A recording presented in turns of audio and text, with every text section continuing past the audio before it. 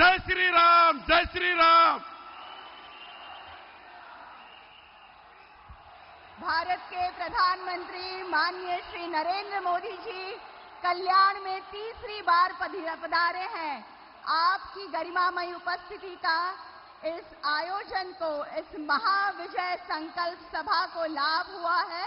हम सभी भाग्यशाली महसूस करते हैं और आपको साभार नमन करते हैं। कल्याण भिवंडी वासियों की ओर से मैं मानसी आपका हार्दिक स्वागत करती हूं। हम सबका एक ही नारा, मोदी परिवार, तालियों की गूंज के साथ तथा जय जयकार के साथ हम इस पल को सजाएंगे। भारत माता की वंदे, बोलो जय श्री राम। छत्रपति शिवाजी महाराज की।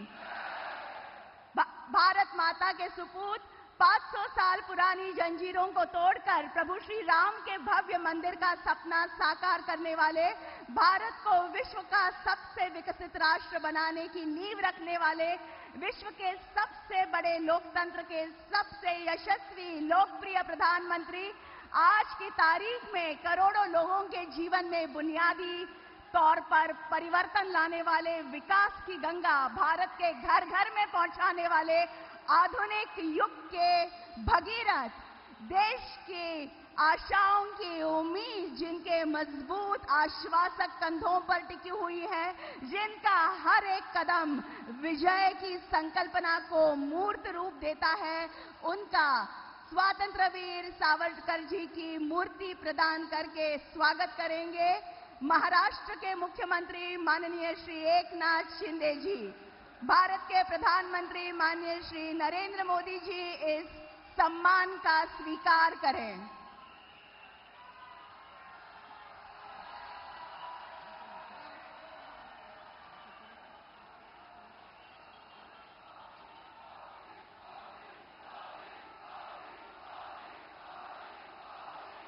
आदिवासी कलाकारों द्वारा बनाई गई वारली हस्तकला की फ्रेम एवं गदा देकर माननीय प्रधानमंत्री जी का यहां पर स्वागत करेंगे माननीय मंत्री श्री कपिल पाटिल जी एवं माननीय सांसद डॉक्टर श्रीकांत शिंदे जी एवं श्री प्रकाश पाटिल जी, उपनेता शिवसेना।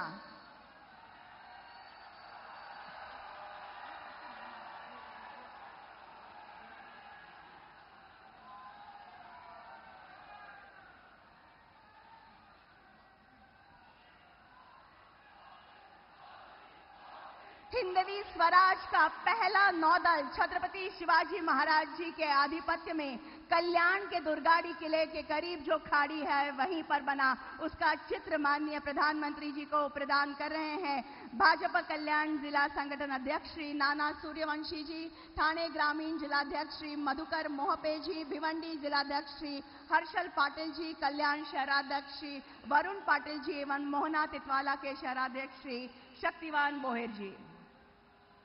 देवी और सज्जनों, भारत देश की पहली महिला डॉक्टर आनंदीबाई जोशी कल्याण की थी और इस बात का हम सबको बड़ा अभिमान है। उन्होंने समाज में जो स्थान प्राप्त किया वो आज भी एक मिसाल के रूप में कायम है। उनकी प्रतिमा माननीय नरेंद्र मोदी जी को यहाँ पर मंचस्थ भाजपा की महिला पदाधिकारी इन्होंने भेंट की है। एडवोकेट माधवीताई नाइक, रेखाताई चौधरी, शीतल तोंडलीकर एवं सुनीता टावरे। और अब राष्ट्रवादी की ओर से भगवान श्री कृष्ण जी की चंदन की मूर्ति प्रदान करेंगे माननीय सांसद श्री सुनील तटकरे जी एवं माननीय श्री प्रमोद हिंदुराव जी, एनसीपी के उपाध्यक्ष। धन्यवाद। देवी और सज्जनों, समृद्ध एवं सर्वसमावेशक महाराष्ट्र के प्रगति का उत्तुंग ध्येय सामने रखकर जनता के हित के अनेक महत्वपूर्ण निर्णय लेने वाले संपूर्ण महाराष्ट्र को जिनका अभिमान है, ऐसे महाराष्ट्र के मुख्यमंत्री माननीय श्री एकनाथ राव शिंदे जी को मैं यहाँ सबको संबोधन करने हेतु आमंत्रित करती हूँ।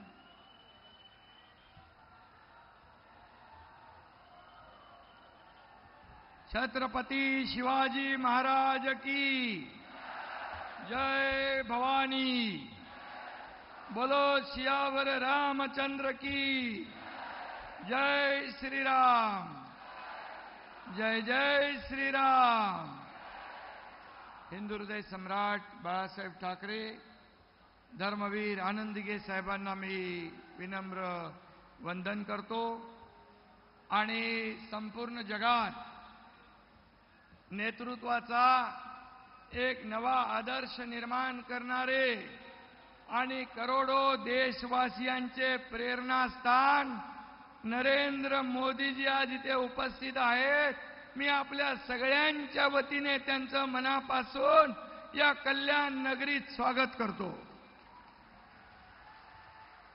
कालच मोदीजींचा उमेदवारी अर्ज भरण्यासाठी आम्ही वाराणसीला गेलो होतो. मोदीजींना पुन्हा प्रधानमंत्री करण्यासाठी आणि त्यांना मत देण्यासाठी आतुर झालेली जनता आम्ही पाहिली. त्यांची उत्सुकता पाहिली, त्यांचं प्रेम पाहिलं आणि खऱ्या अर्थाने अभिमान वाटला की असे आपले देशाचे प्रधानमंत्री मोदीजी यांचा उमेदवारी अर्ज भरण्यासाठी आम्हाला देखील संधी मिळाली. आम्ही स्वतःला भाग्यवान समजतो. खरं म्हणजे नरेंद्र मोदीजी हे जनतेच्या हृदयातले प्रधानमंत्री आहेत. बरोबर आहे ना? जनतेच्या हृदयातले प्रधानमंत्री आहेत. त्यांच्यासारखा प्रधानमंत्री यापूर्वी झाला नाही, यापुढे होऊ शकणार नाही. आणि म्हणून मोदी जी हिंदुस्तान का अभिमान है, मोदी जी हिंदुस्तान का गौरव है. आज मुझे मोदी जी से जब भी मिलता हूं तो मुझे हरिवंश राय बच्चन जी की यह पंक्तियां याद आती है. तू न थकेगा कभी, तू न रुकेगा कभी, तू न मुड़ेगा कभी. कर शपथ, कर शपथ, कर शपथ, अग्निपथ, अग्निपथ, अग्निपथ. मैंने आज तक मोदी जी के चेहरे पे कभी थकान नहीं देखी, कभी उदासी नहीं देखी, कभी निराशा नहीं देखी. ऐसे प्रधानमंत्री आज हमारे देश का गौरव है. उनकी राजनीतिक यात्रा वस्तुतः एक अग्निपथ की तरह ही रही है. मी आज आपल्याला एवढंच सांगतो, 2014 पर्यंत या देशाचा प्रधानमंत्री एकदा तरी कल्याणमध्ये आला होता 2014 पूर्वी. पण 2014 नंतर मोदीजी एकदा नाही, दोनदा नाही, तीनदा या कल्याणमध्ये आले. हे आपल्या सगळ्यांचं भाग्य आहे. हे भाग्य आहे. आणि आज त्यांचं इथं पाऊल पडलेलं आहे. भिवंडी, कल्याण आणि ठाणे देखील त्यांच्या येण्याने आपण जिंकल्याच जमा आहे, अशा प्रकारचं या ठिकाणी माहोल तयार झालेला आहे. मोदीजींच्या आशीर्वादाने कपिल पाटील आणि डॉक्टर श्रीकांत शिंदे हे विजयाची हॅट्रिक करतील असा विश्वास मी या ठिकाणी व्यक्त करतो. ही निवडणूक बांधवानो भगिनीनो, ही कपिल पाटील किंवा श्रीकांत शिंदे यांची नाही आहे. ही निवडणूक देशाचं भवितव्य घडवणारी आहे. ही राष्ट्राचं भवितव्य घडवणारी आहे. ही राष्ट्र घडवणारी आहे. देशाचा विकास घडवणारी आहे. देशाची प्रगती घडवणारी आहे. आणि फिर एक बार मोदी सरकार आणणारी ही निवडणूक आहे. आणि म्हणून देशाला महासत्तेकडे घेऊन जाणारी ही निवडणूक. त्यामुळे कपिल पाटलांना मत म्हणजे मोदीजींना मत, डॉक्टर श्रीकांतला मत म्हणजे मोदीजींना मत. आणि म्हणून देशात सर्वत्र मोदी मोदी मोदी हा गजर ऐकू येतोय. पण भरकटलेले विरोधी पक्ष रोज मोदीजींच्या नावाने शिवाशाप देतात, त्यांना टार्गेट करतात. पर देश देख रहा है, पर देश देख रहा है. एक अकेला मोदी कितनों को भारी पड़ रहा है, ये देश देख रहा है. प्राण जाए पर वचन न जाए, ये मोदी जी ओळख है। उन्होंने एक बार कह दिया तो कह दिया। उन्होंने कहा 370 कलम हटाऊंगा, हटवलं की नाही? ते म्हणाले या देशात राम मंदिर बांधणार, बनवलं की नाही? आणि म्हणून जो वो कहते हैं वो करते हैं, उसको मोदी कहते हैं। देशाला महासत्ता करण्याचं स्वप्न ते पूर्ण करणार म्हणजे करणार, हा विश्वास आणि ही मोदी गॅरंटी आहे। आणि म्हणून विरोधकांच्या प्रत्येक भाषणात मोदीजींवर टीका टिप्पणी असते।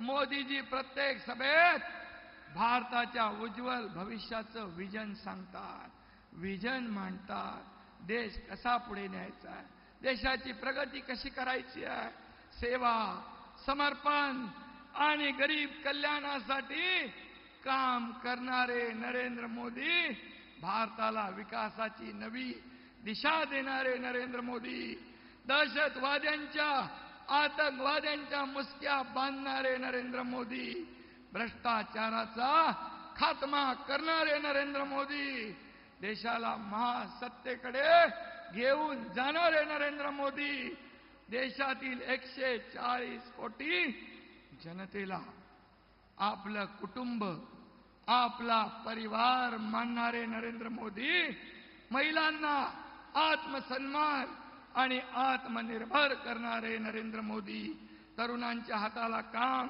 आणि उद्योगांना संजीवनी देणारे नरेंद्र मोदी, विकासासोबत विरासतही जपणारे नरेंद्र मोदी, सर्जिकल स्ट्राईक करून पाकिस्तानला धडा शिकवणारे नरेंद्र मोदी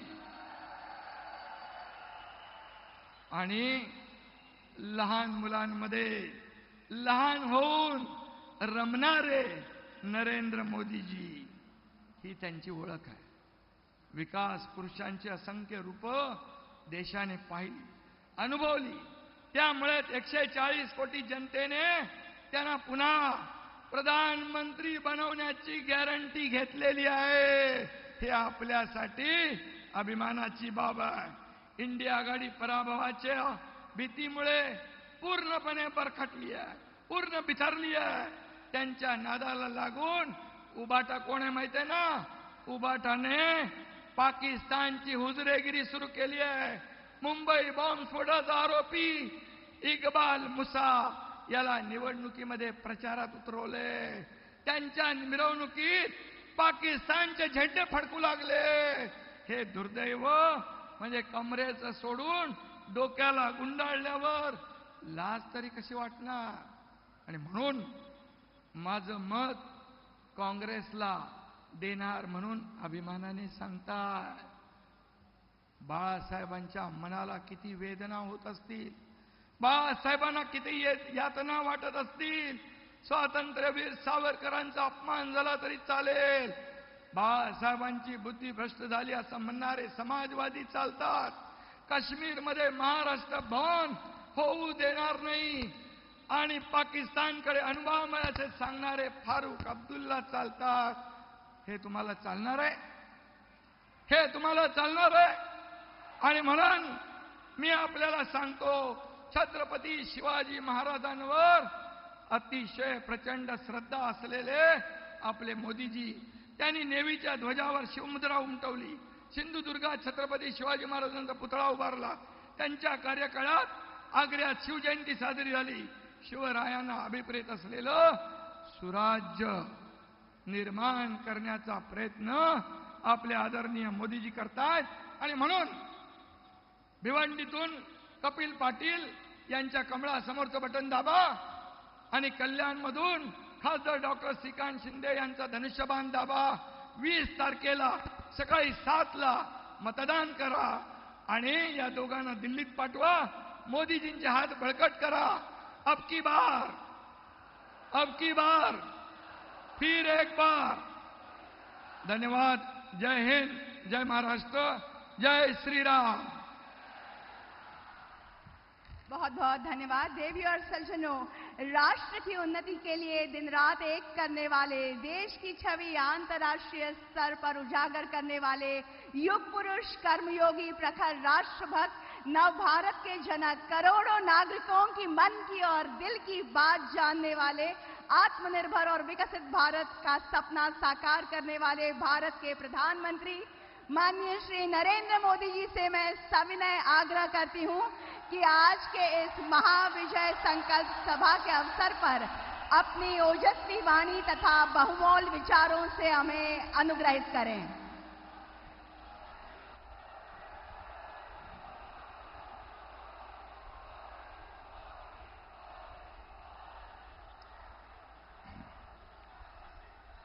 छत्रपती शिवाजी महाराजांच्या या भूमीला माझा नमस्कार। मैं मां दुर्गा, जरी मरी तिसाई माता और अंबरनाथ महादेव को आदरपूर्वक प्रणाम करता हूं। मैं पूज्य बाला साहब ठाकरे और धर्मवीर श्री आनंद दीजे जी को श्रद्धांजलि अर्पित करता हूं। साथियों, मैं कल्याण की धरती पर राष्ट्र कल्याण के लिए आपका आशीर्वाद मांगने आया हूं।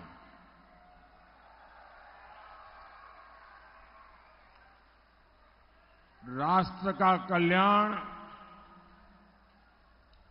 गरीब का कल्याण, मैं गर्व के साथ कह सकता हूं कि आज के राजनीतिक माहौल में ये मुख्य कसौटी का केंद्र बना है। देश पहली बार 25 करोड़ मेरे गरीब भाई बहनों को गरीबी से बाहर निकलते देख रहा है। पहली बार हर गरीब के लिए पक्के मकान बनाने का पुरजोश काम चल रहा है। पहली बार हर घर को नल से जल मिले, ये अभियान सफलता की नई ऊंचाइयों को छू रहा है। पहली बार गरीब के पास बीमारी में मुफ्त इलाज के लिए गारंटी कार्ड है और गरीब के बेटे की सरकार ने गरीब को सबसे बड़ी प्राथमिकता दी है। साथियों, मुझे इसके बाद मुंबई के कार्यक्रम में पहुंचना है। माननीय मुख्यमंत्री जी भी वहां रहना चाहते हैं और इसलिए उनको बीच में से निकलना होगा ताकि वो वहां पहुंच पाए। तो मैं शिंदे जी को प्रार्थना करता हूं, आप निकलिए, मैं यहां संभाल लूंगा।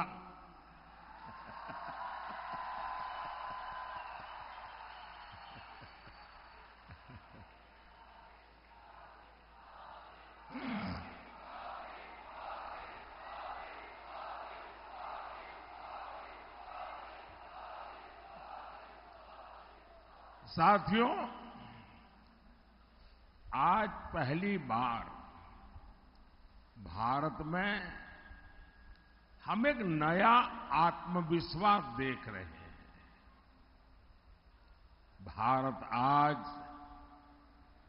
छत्रपति शिवाजी महाराज की प्रेरणा से बुलंद हौसले के साथ बड़े लक्ष्य तय कर रहा है। सरकार बनने के बाद पहले 100 दिन में क्या काम करना है, कौन से फैसले लेने हैं,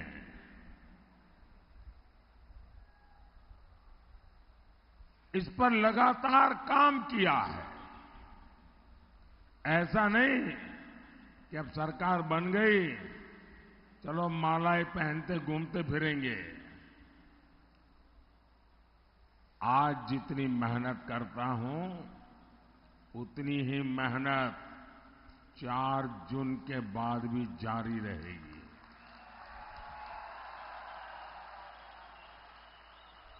और इसलिए 100 दिन में क्या करना है, इसका ब्लूप्रिंट रेडी करके हम आगे बढ़ रहे हैं। और मुझे कुछ लोग कहते हैं कि मोदी जी इतना आत्मविश्वास, मुद्दा मोदी के आत्मविश्वास का नहीं है, मुद्दा जनता जनार्दन का अरसपरस विश्वास का है। लेकिन मैं जब कल काशी में था और बहुत सारे नौजवानों को इस समय चुनाव अभियान में मेरा मिलने का हुआ, मैं देख रहा हूं कि देश का नौजवान, उसके पास एक नई कल्पकता है, नए आइडियाज है, हर चीज को नए तरीके से करने का उसका तजुर्बा है। और इन दिनों जो मेरी उनसे बातचीत हुई है, तो मैं बहुत प्रभावित हुआ हूं। अब मैं कोई लाखों नौजवानों के साथ तो बातचीत करना संभव नहीं हुआ मेरे लिए, लेकिन मैं देश के युवाओं को एक पर्सनल रिक्वेस्ट भी करना चाहता हूं, आग्रह भी करना चाहता हूं। क्योंकि इन दिनों जो मैं नौजवानों को मिला हूं, उन्होंने मुझे बहुत अच्छे सुझाव दिए हैं। तो मेरा मन करता है कि जो मेरा 100 दिन का विजन है, इसको मैं 125 दिन का पीरियड तय करूं। और जो 25 दिन नए मैं जोड़ रहा हूं, मैं चाहता हूं कि मेरे देश के नौजवान, उनके मन में जो ख्याल आए वो मुझे भेज दें। मैं उसमें से छांट करके ये 25 दिन बढ़ा करके मैं उसमें उसको शामिल करना चाहता हूं। क्योंकि मैं मानता हूं कि अब देश जिस तेजी से आगे बढ़ रहा है, हर पल नया विश्वास, नए सपने, नए संकल्प। और इसलिए मुझे पक्का विश्वास है कि देश के नौजवान मुझे वो सुझाव देंगे जो नॉर्मली हम लोगों की सोच में नहीं होते हैं, उसमें नयापन हो, भविष्य के लिए नक्कर बातें हो। और मैं चाहता हूं कि मैं इन युवाओं को लेकर के उनके विचारों के लिए 100 के दुनिया मला मेरा टाइम टेबल तो है ही है, अतिरिक्त 25 दिन का टाइम टेबल, उस दिशा में मैं सोच रहा हूं। मतलब कि करीब 4 महीने मैं बहुत तेजी से ऐसा फाउंडेशन तैयार करना चाहता हूं जिसके कारण मेरा 2047 का जो लक्ष्य है ना, वो और निकट भास आने लगे। और इसलिए मोदी का तो मंत्र है, आपके सपने, ये मोदी का संकल्प है। और आपके सपनों को जिसने मैंने संकल्प बनाया है, उसको सिद्ध करने के लिए मेरा पल पल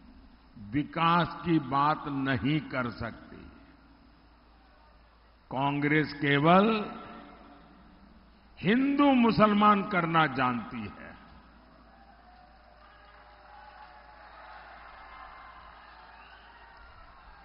इनके लिए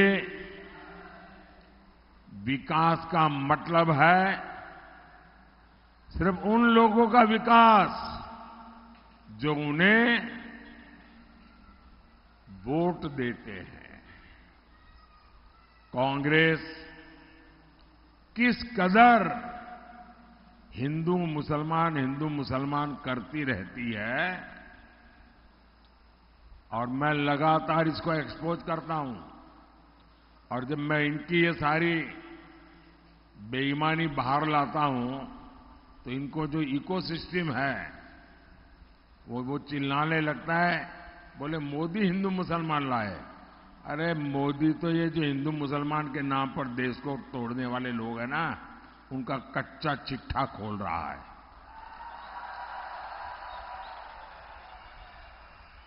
मैं इसका एक उदाहरण देना चाहता हूं और यह उदाहरण इतिहास में दर्ज है।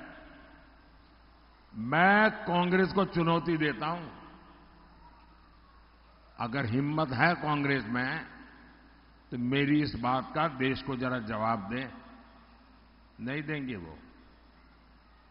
इनकी तो हालत ऐसी है। मुझे बताइए, आपके घर में आपको कभी आपके माता पिता, अगर आपने दादा उन सबको देखा हो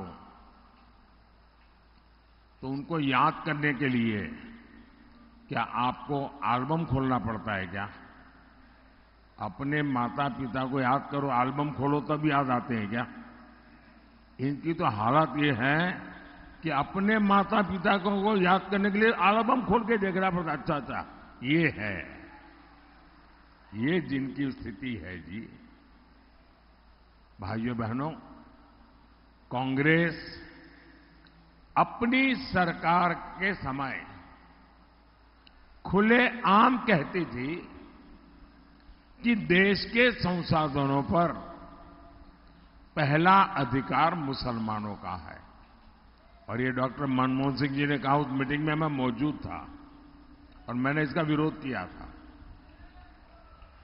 अब मुझे बताइए, ये कहते थे कि नहीं कहते थे? कहते थे कि नहीं कहते थे? अब कांग्रेस वाले कितने ही चू चू करते रहे, सब अवेलेबल है।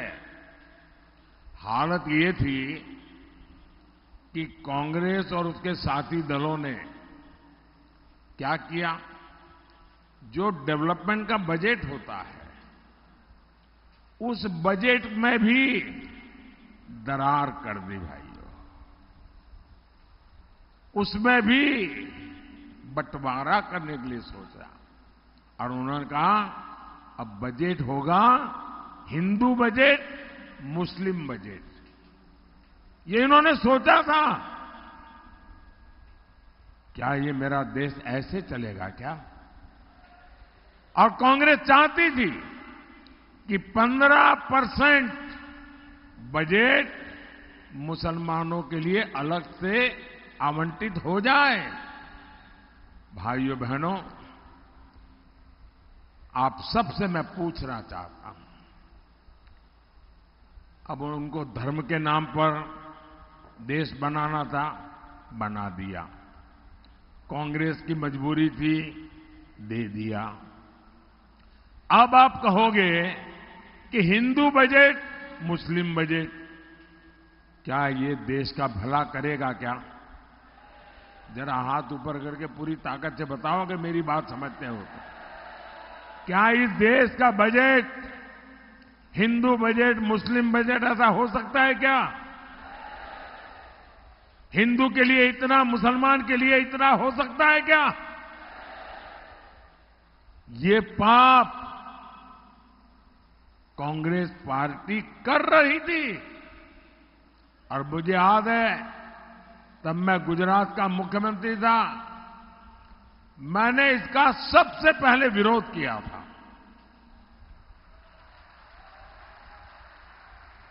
कांग्रेस और इंडिया अलायंस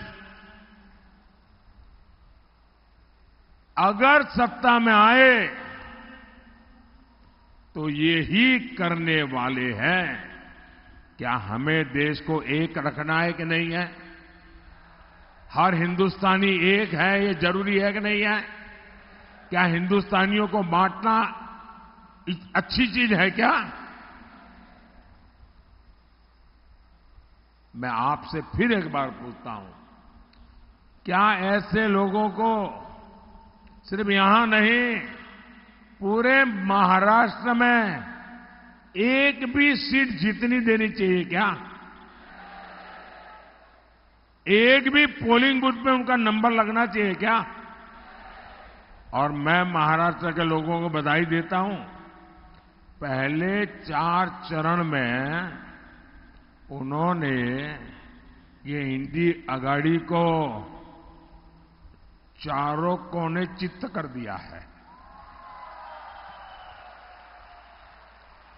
साथियों, आज भी इंडी अगाड़ी और कांग्रेस के शहजादे तुष्टीकरण का वही पुराना खेल खेल रहे हैं।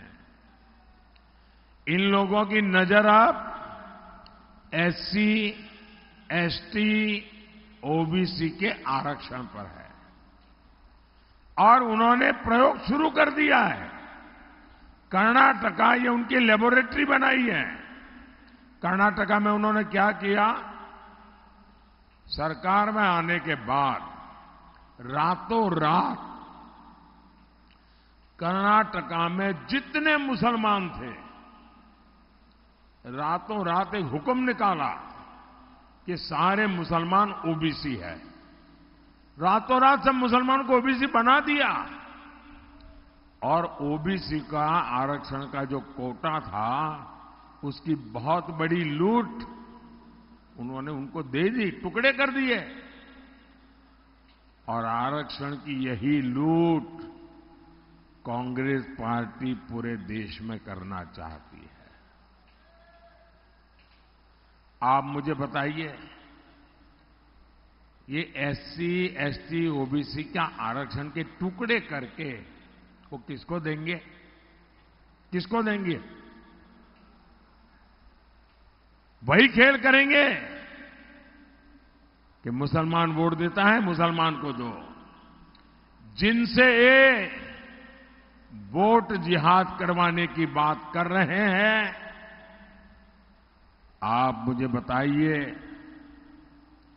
आपने महाराष्ट्र में इंडी अगाड़ी में एक भी व्यक्ति ने, एक भी नेता ने इसका विरोध करते किसी को सुना है क्या? चुप बैठ गए। और मोदी सब जगह पे बोलता है तो कहते हैं मोदी हिंदू मुसलमान कर रहा है। मोदी हिंदू मुसलमान नहीं कर रहा है, मोदी उनके हिंदू मुसलमान का जो खेल है देश की जनता के सामने उसको खुला कर रहा है। और मुझे बताइए, एक कर्तव्य मुझे करना चाहिए कि नहीं करना चाहिए? क्या मुझे चुप रहना चाहिए? क्या मेरी छवि के लिए मुझे देश को तोड़ने देना चाहिए क्या? मेरे लिए मेरी छवि से ज्यादा मेरे हिंदुस्तान की एकता मेरे लिए प्राथमिकता है। भाइयों बहनों, कदम कदम पर देश को बांटने की सोचने वाले क्या आपके वोट के हकदार है क्या? आपके वोट के हकदार है क्या? साथियों, इंडी अलायंस के लोग जब तक सत्ता में थे, इन्होंने देश कैसे चलाया था? देश के भीतर बाजार सुरक्षित नहीं थे, सिनेमा हॉल सुरक्षित नहीं थे, होटल हो, रेस्टोरेंट हो, रेलवे स्टेशन हो, कुछ भी सुरक्षित नहीं था। और जो आज फर्स्ट टाइम वोटर होंगे ना, उनको तो ऐसी कोई चीज का पता ही नहीं होगा। तो कि उस उम्र में उनकी उम्र 5 साल, 7 साल, 8 साल रही होगी। उनको बताना जरा अपने 18, 20, 22, 25 साल के बच्चों को कि कांग्रेस के जमाने में अनाउंसमेंट होता था, कोई लावारिस चीज दिखाई दे तो छूना मत। रेलवे स्टेशन पर, एयरपोर्ट पर, बस स्टैंड, लावारिस चीज दिखाई दे, कहीं लावारिस टिफिन दिखाई दे तो दूर रहना, पुलिस को बताना। कहीं लावारिस बैग दिखाई दे तो दूर रहना, पुलिस को बताना। कहीं लावारिस कुकर दिखाई दे, दूर रहना, बम होगा। ये लावारिस वाली चीजें यानी एक प्रकार से जीवन का हिस्सा बन गई थी और कहीं पर भी बम फूटते थे। भाइयों बहनों, 2014 के बाद आपके कान पर लावारिस से दूर रहो ऐसा आया क्या? ये खेल करने वाले लावारिस हो गए कि नहीं हो गए? साथियों, 10 साल पहले आए दिन बम धमाके होते थे कि नहीं होते थे? अगर आपको याद हो तो बताइए, नहीं है तो मत बताना। बम धमाके होते थे? जरा हाथ ऊपर करके बताइए, बम धमाके होते थे? आतंकवादी खुलेआम धमकियां जारी करते थे कि नहीं करते थे? सीमाओं पर गोलीबारी, राज्यों में नक्सली हमले, ये रोज की बात थी कि नहीं थी? लेकिन कांग्रेस की सरकार क्या करती थी? वो पाकिस्तान से गुहार लगाती थी और कांग्रेस अमन के कबूतर उड़ाकर फोटो निकलवाती थी जी। अमन के कबूतर उड़ाए जाते थे, मोमबत्तियां जलाई जाती थी, मोमबत्तियां। और क्या कहते हैं? प्लीज प्लीज हम पर आतंकी हमला मत करो, यही बोलते रहते थे। अरे वीर भारत भूमि की साख पर कांग्रेस ने बहुत चोट पहुंचाई थी। और जब से आपने मोदी को सेवा का मौका दिया, तब से क्या हुआ? Surgical strike, air strike. अब पाकिस्तान ने एटम बम की धमकी देना बंद कर दिया है। लेकिन साथियों, आपको एक और बात नोट करनी चाहिए। भारत को धमकी देने का काम पाकिस्तान की तो नहीं हिम्मत, लेकिन कांग्रेस वाले वो फाइल लेके घूम रहे हैं। कांग्रेस वाले कह रहे हैं, कांग्रेस नेता कह रहे हैं कि पाकिस्तान का सम्मान करो, उनसे सर झुका के बात करो। क्यों? उनके पास एटम बम है, एटम बम। अरे उनके पास रख रखाव के पैसे नहीं यार।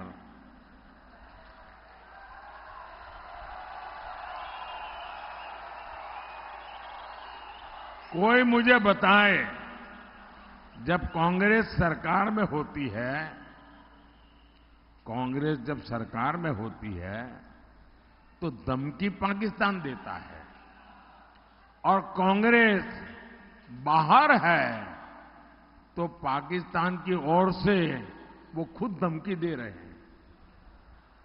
पाकिस्तान अपनी संसद के भीतर स्वीकार करता है कि उसने आतंकी हमले करवाए, लेकिन यहां कांग्रेस और इंडिया अघाड़ी के लोग उसे क्लीन चिट देते हैं। कोई जरा बताइए ऐसा क्यों है? इंडिया अघाड़ी वाले पाकिस्तान की तरफ से बैटिंग क्यों कर रहे हैं? भाइयों और बहनों, कांग्रेस की मानसिकता तो हमेशा तुष्टीकरण वाली रही है, लेकिन बाला साहब की बात करने वाले भी कांग्रेस का कुर्ता पकड़ करके खड़े रहे हैं। कांग्रेस अलगाववादियों, आतंकवादियों का समर्थन करती है। नकली शिवसेना उसके साथ खड़ी है। कांग्रेस के लोग छत्रपति शिवाजी महाराज का अपमान करते हैं। आपने देखा है ना, कांग्रेस के शाहजादे ने मंच पर कैसे छत्रपति शिवाजी महाराज का तिरस्कार किया था। पूरे महाराष्ट्र को वो तस्वीरें देख करके गुस्सा आया, लेकिन नकली शिवसेना ने मुंह पर ताला लगा दिया, आंख पर पट्टी बांध ली। कांग्रेस के शहजादे महाराष्ट्र की धरती पर वीर सावरकर का भी अपमान करते हैं, लेकिन नकली शिवसेना की हिम्मत नहीं पड़ती कि उन्हें ललकारे। और मैं चुनौती देता हूं, ये इंडिया गाड़ी वाले यहां बैठे हैं ना, वो शाहजादे के मुंह से 5 वाक्य वीर सावरकर के पक्ष में बुलवा करके दे दे। करो भाई, मेरी चुनौती उनको। ये इंडी गाड़ी के बड़े बड़े नेता ने, हाँ, उन्होंने चुनाव जीतने के लिए उसको कह दिया कि भाई तुम वीर सावरकर बोलना बंद करो। तब से उसने बोलना बंद किया। क्यों? कि चुनाव का डर था। लेकिन हिम्मत है तो वीर सावरकर की महानता के 5 वाक्य इस शाहजादे से बुलवाइए। मेरी इन नकली शिवसेना से चुनौती है, ये नकली एनसीपी से ये चुनौती है। क्या वीर सावरकर के लिए 2 अच्छे शब्द बोल नहीं सकते आप? इंडिया गाड़ी की सरकार में याकूब मेमन की कब्र संवारी जाती है और इंडिया गाड़ी में राम मंदिर के निमंत्रण को ठुकरा दिया जाता है। राम मंदिर के लिए आए दिन अपमानजनक भाषा बोली जाती है। मैं जरा महाराष्ट्र के लोगों से पूछना चाहता हूं, क्या आपको ये स्वीकार है? आपको ऐसे पाप स्वीकार है? क्या आप इंडिया गाड़ी वालों को इस बार इस चुनाव में सजा देंगे कि नहीं देंगे? ऐसी सजा दीजिए, ऐसी सजा दीजिए कि ऐसा पाप करने की हिम्मत न रहे। साथियों, और अभी शिंदे जी बता के गए कि 93 के बम ब्लास्ट के गुनहगार नकली शिवसेना के लिए प्रचार कर रहे हैं। बताओ, इससे बड़ा दुर्भाग्य क्या होगा? साथियों, 20 मई को आपको सशक्त और विकसित भारत के लिए वोट देना है। 20 मई को आपको तुष्टीकरण के खिलाफ वोट देना है। कल्याण से एनडीए प्रत्याशी भाई श्रीकांत शिंदे जी और भिवंडी से भाजपा प्रत्याशी श्री कपिल मोरेश्वर पाटिल जी, इनको दिया गया आपका हर वोट मोदी को मजबूत करेगा। और जब आप उनके लिए मतदान के लिए बटन दबाएंगे ना, वो वोट सीधा सीधा मोदी के खाते में जाएगा। कपिल पाटिल ने मेरे साथ सरकार में भी काम किया है। ये हमेशा इस क्षेत्र के विकास के लिए सजग रहते हैं। मेरा अनुरोध है, मेरे इन दोनों साथियों को भारी मतों से विजयी बनाइए।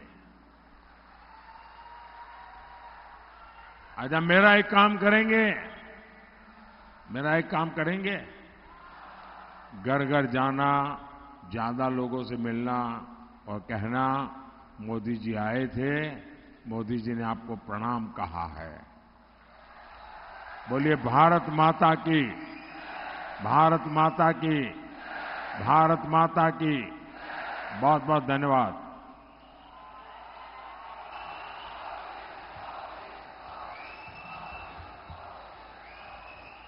का संबोधन सौगात के रूप में बरकरार रहेगा। ये पूंजी हमारे लिए प्रेरणा का स्रोत है, हमारे आत्मविश्वास को अधिक बल देती है। मैं हृदय की गहराइयों से कल्याण भिवंडी वासियों की ओर से आभार प्रकट करती हूं। महायुति का निर्धार अब की बार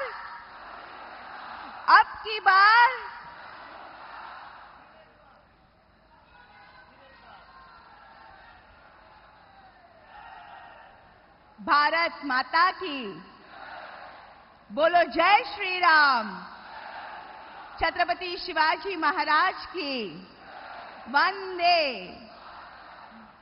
फिर एक बार